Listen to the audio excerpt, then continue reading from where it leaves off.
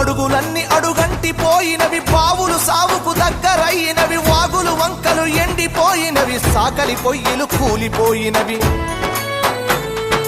పెద్ద బోరు పొద్దంత నడుస్తుందో బలిసీనా దొరలది, మరి పేద రైతుల బాబులెందుకెండే నా పల్లెల్లోనా.